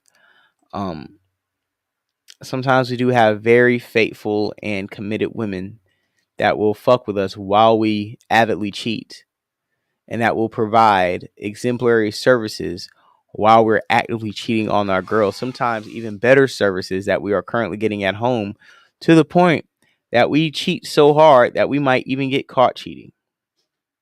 You are speaking to a recovered serial cheater, somebody who has shamelessly cheated, somebody who has literally just dropped 60 points in the bucket for illegal dating. I might be the Jumpman symbol for illegal dating. So let's play it just one more time so we can get a grasp in the concept of the rhetoric she was pushing. Is he toxic to his wife and his kid? Absolutely, because he's not. Why are you dealing with a nigga like that, son? Shay! It's the fuck is you talking about? How is that not your business, bro? Shay. That's not my business. Bro, that sounds like you're not taking accountability. That's not my business. So if he wants to cheat on his wife, why is that my business? So what you niggas done cheated on me, and bitches didn't feel like that was their business. Man. Why do I care if this man want to cheat on his wife? Man. Why, Eli? Why, Eli? So what you be? Hold on. Why, Eli? Why should I care if this man want to cheat on his wife? To be honest, bro. If I was smashing her and I was married and I seen her on the podcast acting like that, boy, I would never tap that again, boy. When she ready to blow up the spot, it's gonna. Oh, she gonna blow it up. It's gonna be hell. You don't never cheat with a mammy. I'm be honest. Man, I have so much to say about this, but I don't really want to. I really want to be political about this because, like I said, I've cheated before. I've never been married, but speaking in full transparency, being a recovering cheater, we do appreciate women with this type of mentality that celebrate being the side piece and celebrate fulfilling roles in a man's life that he may need in certain times. But what I don't like is the way she went about relaying her message, the aggressiveness that she got up and started clapping her hands and being animated, because that's only giving people space for calling you guys hood boogers, calling you people mammies, amongst the other names. And this isn't a good look for you women who subscribe to this type of game, because it's easy for people to say that women who actively chill with. Oh, what do we have a wild mammy in the chat? Listen, we're not giving no light to no. I don't know. That looks like Vic Mensa. So let's just get off of that guy and get back to some FBA business. Like I said, it's not that I don't agree with her statement. I just don't agree with how she went about saying what she had to say. I don't know if you do, but like I said, her rhetoric wasn't wrong. It's just the fact that she went about it and said it with the level of aggression. Even the man tried to check her like, yo, why are you even like dealing with this? And she got up and started acting real belligerent. And like I said, this is another reason why we gotta bring them old school women back who used to teach the women how to have class. I want to bring back the days where even the hoes had class and dignity. Just because you a hoe, a Tatiana, or whatever, don't mean you gotta be yelling and acting a fool. It's all about representation to me. But that type of bitch seem like she real vindictive, and nah, that's not the type of woman you want on the side right there. Not at all. at all. Not at At all. all. But that's the type, you know what I mean? That's the type you fucking don't tell none of your business. You hit that on the side, she shouldn't even know your real name. You change your license plate before you pull up to that bitch house. You change everything about yourself when you dealing with that type of woman. Got caught up on some bullshit. And like I said, if you really want to be honest, what she said as somebody who's been in that type of illegal dating lifestyle, you know. Oh, I don't care. They can be mad at me. I don't care. Hey, listen, my views went up because you niggas was mad. So please, more anger is more views. Salute to Z Nazir. Like I said, I agree with what she's saying. I just don't agree with the way she went about it. I feel like she definitely gave not only black women but side women a super bad look with being demonstrative and berating herself as a side bitch. So she really didn't do a good job for us defending each other. Quick thing, we're gonna do a sneaker check tonight. I'm gonna let you guys know what I got on tonight. Let me you know what I'm saying? Okay, boss nigga wave. Niggas hit me up. What we repping tonight? Today. The classics. The classic wave runners. The wave runners. You the know real what I'm saying? ones. And these are 2017 ones, one when they first came out, and you niggas didn't know if y'all liked them or not. Oh, I always knew I liked them. You know what I'm saying? This is the original pair, not the re-release. And all you hoe ass niggas had revisionist history. See niggas like me with them on and styled them and went ahead to cop. This is the 2017 pair. I'm probably gonna get a new pair because I've been beating these to hell. But what I am saying is, you know what I'm saying, every time from now when we come in here, we gonna be showing off that sneaker game and reminding you hoe ass niggas that you can never be as fly as me, even on your best day. La. Let's continue with the platform and the show. Yeah, those are the best Yeezys right there. Yeah. Them the ones that. Are you gonna still rock Yeezys after? I'm not buying any more Yeezys. No, I'm not buying Yeezys. Hey, hold on. I wear a size 11.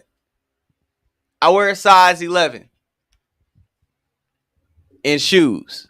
So any comments about my shoe size, make them. But all reality is I wear a size 11. So take that how you choose to. They probably just look small on camera. This is a big size 11.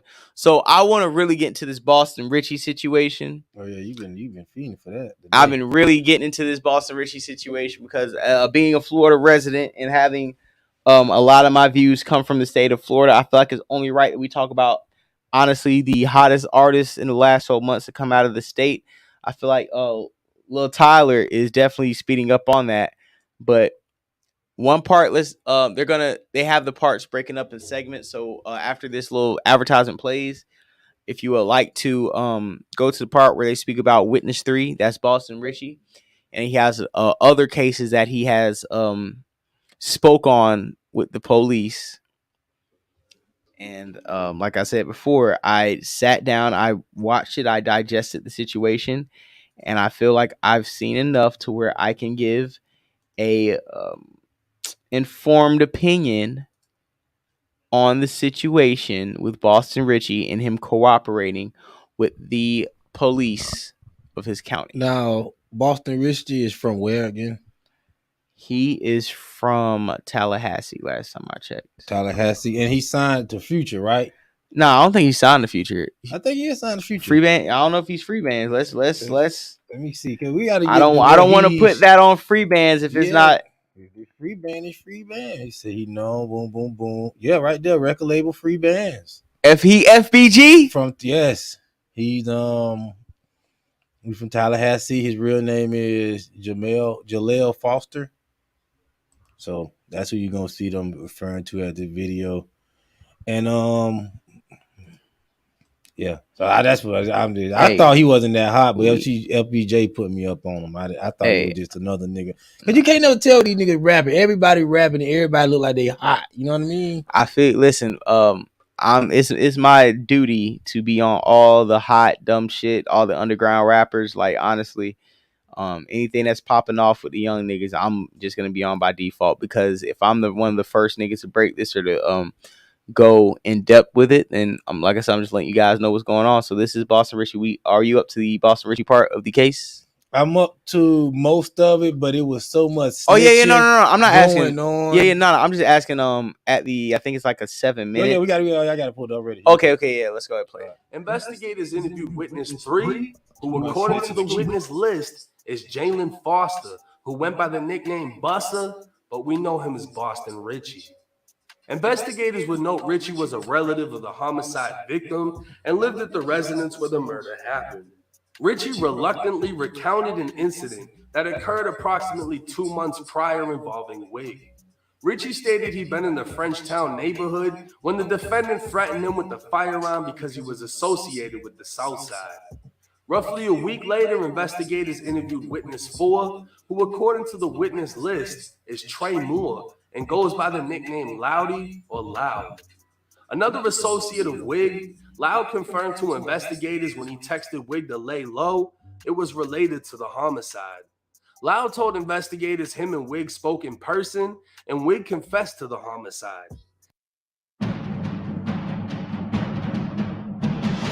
A performance. All right, just a quick update. The Bengals Bills game has been temporarily suspended because of the injury to the NFL player. Let me get his name again. Damar Hamlin. They're still, got the game suspended. But back to this Boston Ritchie situation. Okay, yes. Let me give you context. So pretty much, apparently one of his cousins was killed, and the police pulled him over or questioned Boston Ritchie about it, and Boston Ritchie pretty much stated that. I don't know if they got to that part yet, but what about the part where he pulled up in somebody's neighborhood and they pulled a gun on him or something? Yeah, that's what Boston Ritchie told the police, that the guy who killed his cousin recently, before his cousin died, that Boston Ritchie was on, I think, like the west side. Thing T.I. did. Listen, Boston Ritchie was on the west side of some neighborhood. Some nigga pulled up and told him he shouldn't be on that side of town with the gun, and that was supposedly the same guy who killed his cousin. And Boston Ritchie was listed as a witness to that murder, and a key witness because he was one who stated that the killer had a previous motive to kill his so-called cousin.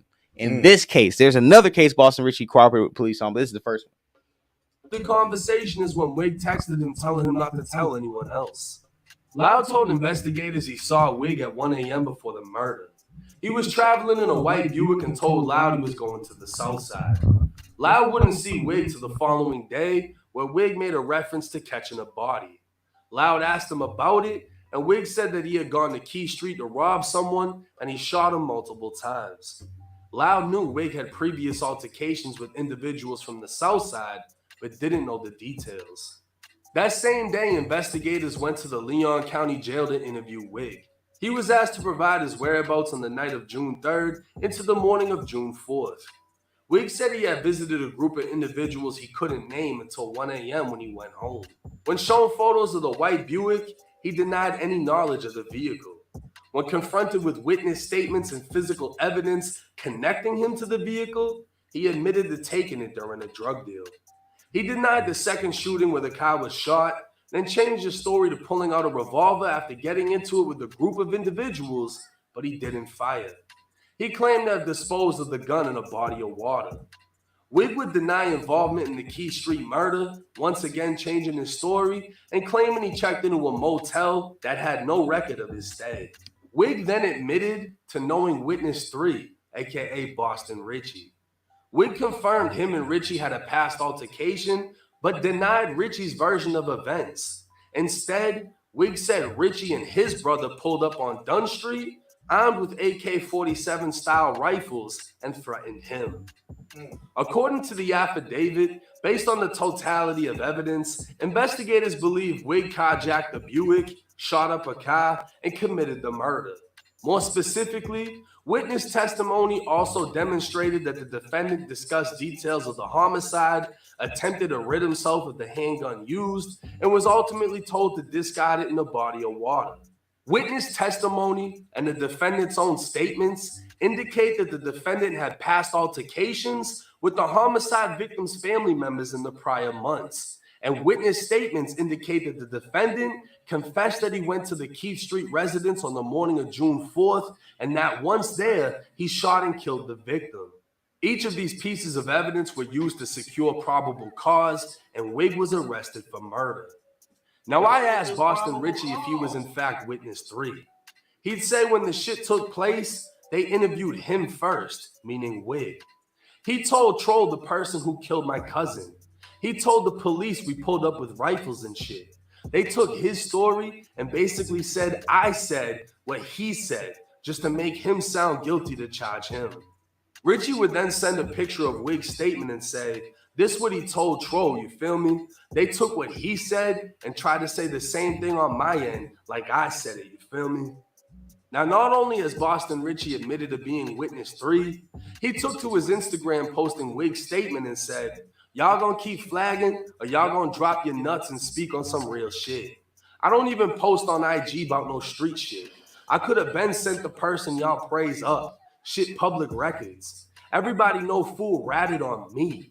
I don't be speaking on shit or chasing clout like you jits. I been outside, never been police. Fool, the reason I even became a witness in the case, he told Troll we pushed up with the Blicks. What's crazy is the contradiction in Boston Ritchie's post. He's claiming Wig snitched on him by telling the police he pulled up with guns. And because of that statement, Boston Ritchie became a witness. But this is a lie. According to the affidavit, Boston Ritchie was interviewed by police on June 23rd, the same day he was arrested for loitering and prowling. Wig wouldn't be interviewed until June 29th, 6 days later. Boston Ritchie could have at any point in time denied speaking with police and wasn't even being questioned about loitering, which was why he was arrested. Instead, he identified Wig by a photograph to police, told them he'd previously been threatened by Wig, and maintained that the Key Street murder was not a result of the altercation or any criminal gang activity Ritchie may have been involved in, meaning Ritchie wanted to clarify to police he had nothing to do with the murder. What? His sworn statement would make him an official witness in the murder case, and his name would be concealed because the information he provided pertained to a possible motive. His sworn statement would also be used as evidence in finding probable cause to charge Wig with murder. Now, Boston Ritchie is saying Wig ratted on him for telling police Ritchie pulled up with guns. So that would mean Ritchie ratted for telling police Wig threatened him. But Boston Ritchie didn't just rat too, he ratted first. Wig was asked about Boston Ritchie's statement, denied it, then gave his own. Wig would later plead no contest, and be sentenced to 15 years in prison for second-degree murder and possession of a firearm by a felon. Now, Boston Ritchie would dismiss the accusations against him as NFL 2-Wop hating and trying to blemish his image. Boston Ritchie's team would point out that 2-Wop is from the Holton Street Apartments, the same apartments Boston Ritchie and Future shot a video at and handed out over $10,000 worth of sneakers. Ritchie's team would argue if he was a rat, why hasn't anyone done anything about it? They further accused 2-Wop of just trying to gain clout after getting signed to Kodak 3 months ago.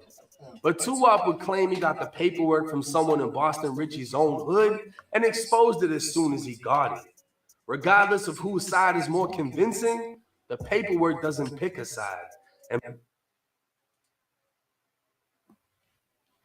So, first of all, I think we can agree that on this first case, Boston Ritchie definitely cooperated with the police, and that can definitely go down. No matter if somebody murdered your family member, that is definitely going to go down as snitching, especially that you're one of the witnesses in a murder case. Would you agree? I agree. And T.I. is a snitch too, because T.I. did the exact same thing. Yeah, with his homeboy in Cincinnati, right? Yes. So, which, I mean, depends on who you is, nothing wrong with it, but you know, you talking tough and you gangster and you pulling up on niggas with choppers allegedly, keep it in the streets. To me. Listen, man, I'm a fan of Boston Ritchie's music. I've been a champion of him in 2022. But with this information, I have to bang the gavel in my mind and say that he ratted in this situation. So I think this is going to conclude part 1 of the Boston Ritchie paperwork, and we're going to get to part 2 right now with the second case. Let me know when you're ready. And this affect how you listen to Boston Ritchie? I wasn't like blast him every day, but it's definitely gonna probably come to my mind when I listen to music. Now people say, "Oh, can you separate the music from the art?" Oh man, a little bit, but this is still gonna be a factor when I do listen to the music. The paperwork doesn't pick a side, and Boston Ritchie. Are you on the probable cause part? Yes. Okay. Just fast forward to the 2013. little Boston Ritchie's. Okay, right here. We're on the right part. Later that day, an unmarked police officer spotted the vehicle backed into a parking space on Holton Street, and after a short time watching the vehicle, he observed 2 black males later identified as DeJaris Robinson and a then 16-year-old Jalen Foster, aka Boston Ritchie, get into the vehicle and drive off. Locating the vehicle again, 3 males were now inside, changing positions in the vehicle before driving off as the officer once again lost contact. Another officer saw the 3 black males matching the descriptions given walking away from a dead-end street. He'd locate the stolen Honda as another officer responded to the scene where we observed Boston Ritchie walking away from the other 2 males. He detained Ritchie, read his Miranda warning, and Ritchie agreed to answer questions. Ritchie advised the officer he was the person driving the vehicle. Questions were stopped at that time, and Ritchie was transported to the Tallahassee Police Department for a continued interview. Officers located the other 2 men identified as DeJaris Robinson and Kelton Forbes, and neither would make any statement to police. Retracing the path they walked away from, police found the keys to the Honda and a stolen Ruger revolver in a garbage can. Investigators interviewed Boston Ritchie at the police station. Post Miranda, Ritchie agreed to answer questions. He advised pause it. Vehicle with 3 other juveniles. So the police got him in custody, and he was like, "Hey, yo, let me tell you niggas exactly what happened. Let's go to the station. I need a cigarette and a Big Mac combo meal and 3 90-minute tapes. Let's go to this." They put him over. He like, hey, listen. He had his hand. Hey, I know who did it and why they was here and who was with me and what they knew. Let's go down station right now. The other 2 niggas who was with him ain't say nothing. But Boston Ritchie definitely told all them niggas what their names was, that they knew it was a stolen vehicle, and reiterated to the police in them tapes, this was a stolen vehicle. They knew it was stolen to the point where they kept coming to my house today because it was stolen. I gave them their locations and who they are and their knowledge of the crime I was committing. He was on his Charleston White time. Let's go and play the rest of the clip. He only knew one of the juveniles by the name George, and George told him the Honda had the keys inside of it, and they took the car between 2 a.m. and 4 a.m., driving it around until 7 a.m. He kept the keys in his possession the entire day until he returned to pick it up and was stopped by police. He then picked up Robinson and Forbes, who he advised knew that the car was stolen. Ritchie said he drove the vehicle the entire time until he parked. Ritchie then advised that Robinson and Forbes knew that the vehicle was stolen, saying they knew he stole the car and that's why they came to his house several times that day. He said he did not have possession of the stolen firearm. He said that when they were walking away from the vehicle, he jumped the fence and threw the keys in a garbage can while the other two suspects were still behind him. He is unsure if one of them threw the gun in the garbage can after he passed it. Now, the affidavit states, due to all parties knowing that the vehicle was stolen and their actions depriving the victim of her property, Boston Ritchie, Robinson, and Forbes were all charged with grand theft of a motor vehicle. Wow. Now, I asked Boston Ritchie about this case, and he'd say he took the charges for the gun and car, and that's why he went to prison.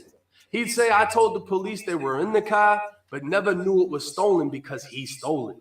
He'd even say one of them was his cousin, who he was with.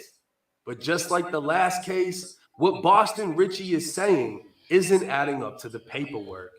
The affidavit clearly states Boston Ritchie told police he told his co-defendants the car was stolen a total of 3 times.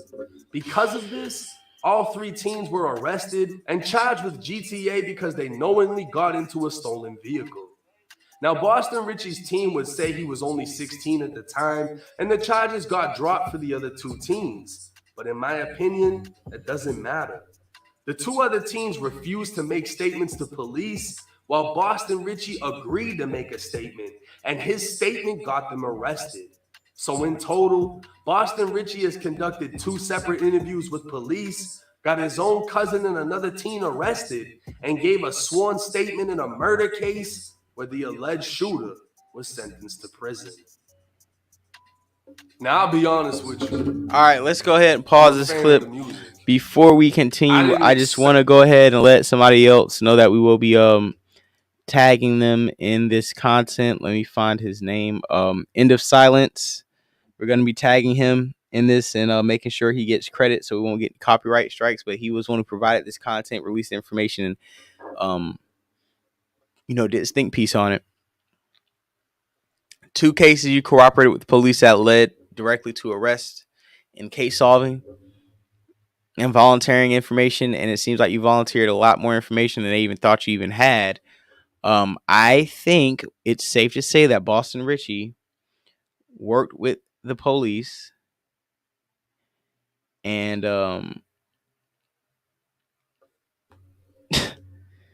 like, you know what I'm saying? Like, what we really talking about? He worked with the police. That's considered snitching. Do you think this will affect his career? Yeah.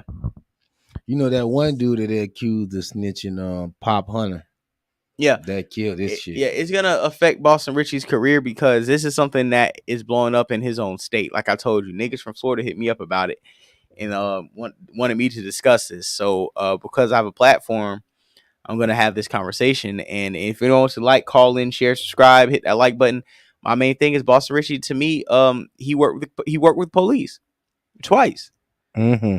And one of them, you were the ringleader in a crime and you still told on niggas.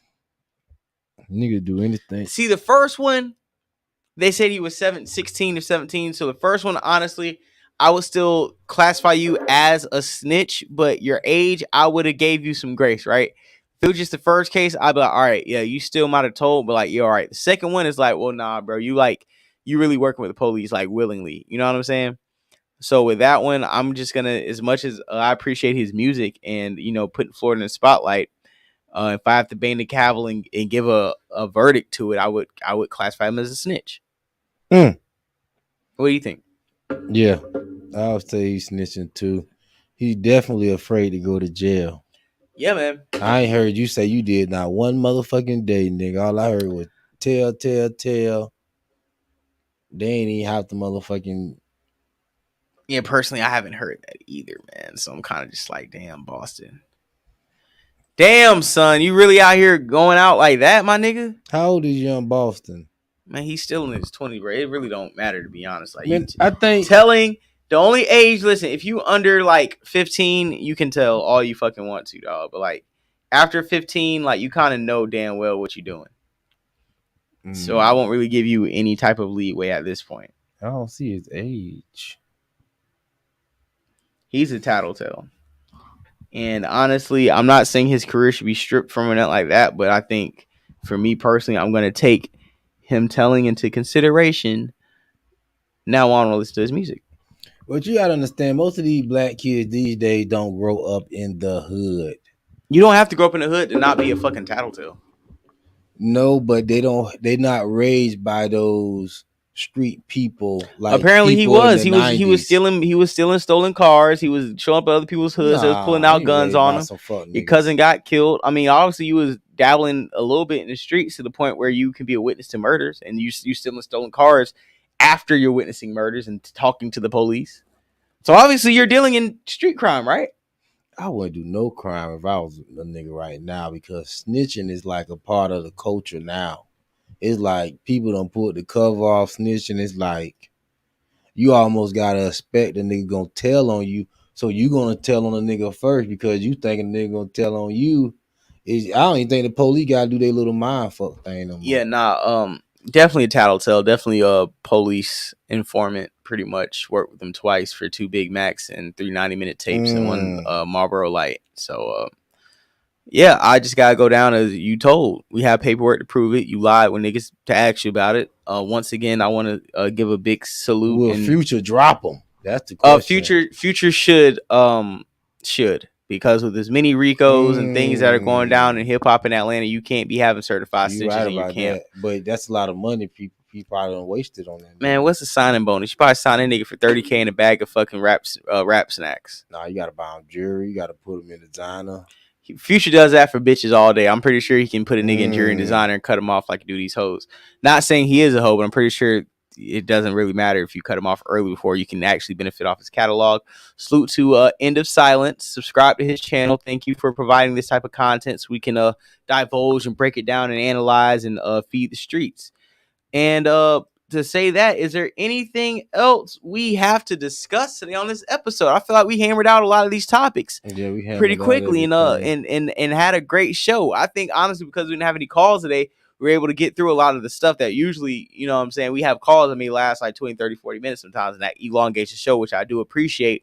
But I like how today's show went. We were able to knock out a lot of these topics, have very deep diving conversations about them, and able to, you know, run through them at a certain speed where I feel like it's going to be palatable for the clips and the audience. What about the comment set? I mean, the community got comment section on Star Report. Damn, we didn't. Want to read some comments? Hell yeah, man. Let's go there. Cause see, damn, I forgot all about that. Let's go ahead and please read some of the roast community section. They went crazy this time. We gotta salute. So let me salute the troll babies, because the troll babies, honestly, like I said, we literally go crazy in the Star community section. You know, everybody else, you know, they do their thing with numbers. We're over 210 likes and 210 comments. Let me go ahead and read some of the comments right here. I'm just going to the new real quick to see what's going on. Oh, that's the picture he posts right there. That's the picture. You know what I'm saying? Good to see the hormone replacements therapy is going well for him. FBJ legs folded like, if you want this Boosie, you better act politely. FBJ got Boosie written all over his face. You go, girl. And with the first pick of the WNBA draft, the New York Liberty selects FBJ playing hide and go seek in the basement, waiting for his favorite Uncle Chester to find him. If child pleases a person, he got that auntie at Christmas energy. FBJ looks like a single mother looking for a young man with a good job, perhaps a doctor. Never trust a man who wears his watch on his right wrist. Damn, FBJ, who raised you? Well, if you're left-handed, you can wear your watch on your right wrist. Just to let you guys know, you uncultured swines. FBJ is going to play Brittany Griner in the movie when it comes out. Hey, that'll be fucking hilarious. FBJ got one of the best podcasts on YouTube. Thank you. Salute. If Hey Girl Hey was a person, a stud at Sizzlers waiting to be seated on Mother's Day. Boy, I mean, girl, do you look zesty and have a serious face? Sinful would have had a field day with this picture. Rest easy, pimp. FBJ's waiting to be served at Applebee's. Moister than Lizzo's beach towel. That was one of my favorites. Yeah, I love an alternative lifestyle, but I deserve to be happy. That's crazy. He's waiting for his age test results to come back. We smoking on Sinful Pack. She mad because they haven't brought her crab legs out yet. Chilling in my knockoff Jim Jones bag. What y'all think, fellas? FBJ retarded Boosie boy. He got an attitude and giving his man he got an attitude and giving his man the look, in quotes. Genius on his posting. Okay, so y'all understand how I be feeding the troll babies. Boy always folding his legs. Can't be saying RP Sinful to people with this sus pose. Shaking my head. Damn shame he didn't let him interact with his father. Looks like FBJ's got flued out by Zach Lee. Looks like he in the club waiting for his man to come back from the bar with drinks. Spotted him being a little too friendly with another dude. FBJ perched and serving per. FBJ perched and serving. No, Oh no. FBJ. Oh no, Miss J. Run, girl. Run, honey. FBJ got on that 10 Canal Street watch. Florida boy Juicy. And this is the person saying boy is not becoming man. He looks sweeter than the sugar cookie. Florida boy Yay. That's Florida boy Yay is crazy. Florida boy Yay looking like he waiting for his Boosie boy blind date at Chili's. You niggas out of pocket. FBJ looking like a whole bull dagger.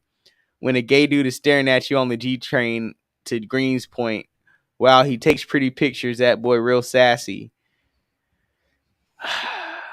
Okay, I'm done, nigga. Y'all niggas literally put on y'all black belts and went crazy for the new year on this comment. And salute to everybody liking, subscribing, and hitting that link off this picture, because like I said, that episode is currently sitting at about 1,500 views right now. So yes, we will feed the troll babies all types of pictures as long as you guys are hitting that link, hitting the like button, sharing and subscribing to the channel, because that video right now is over 1,500 views. So like I said, for a thank you to the troll babies, hit that like button. We're going to send another picture to Star's community section this week on the new post. We actually, on Thursday's new episode coming up, I'm going to let you know we are potentially going to have a new guest on this episode. Her name on the Instagram is The Real Sin 904 Lexin. She is a musician out of Jacksonville, Florida. Very cool artist. She makes dope music, is a singer. We will be bringing her on Thursday's episode. I hope you guys will enjoy it. She has a lot to say. She also goes on hella epic rants on her Instagram. I would love to have her on a platform to talk about the topics of our moments and things that will be going on between today and tomorrow and Thursday. She's going to be a great addition to the show, and I'm pretty sure you guys will enjoy her to be on. J Doug, any last words, thoughts, shares, thoughts, prayers, whatever? Like and share, Cash App. Yeah, man, make sure y'all hit the likes on them clips and keep supporting the channel, man. We're going to keep going with new and better content for 2023. So, yeah, let's roll. Absolutely, man. This was Perspectives and Facts Podcast, episode 45, The Soft Life of a Black Man. Got a wonderful episode. Thank you for people who subscribe. Hit the like button. Make sure it looks like the viewers, and donate to the Cash App so I can get this fillet of fish when I get home. And you guys have a wonderful night. I can't wait to see you people. Episode 46 of Perspectives and Facts Podcast. Take care. Be safe.